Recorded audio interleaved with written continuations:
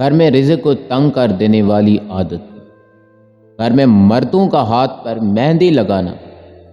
گھر میں آئی ہوئی بلیوں پر تشدد کرنا، جان بوجھ کر چونٹیوں پر پاؤں رکھنا، گھر میں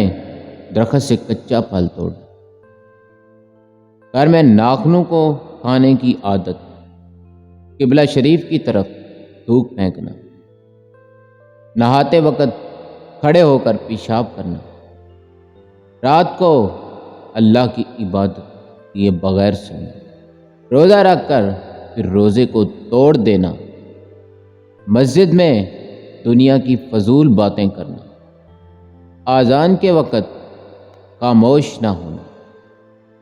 گھر پر آئے سائل کو ڈانٹ دینا،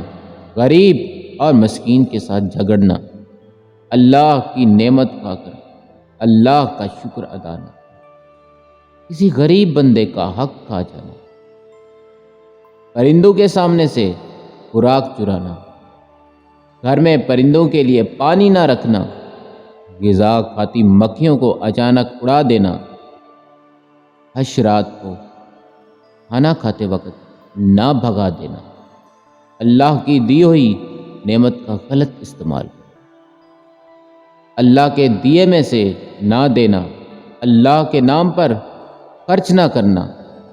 بے تحاشا دولت ہوتے ہوئے بھی اللہ کے بندوں کے لیے خرچ نہ کرنا، سوتے ہوئے بندے کو جگا دینا، صبح صادق کو سوتے رہنے کی عادت،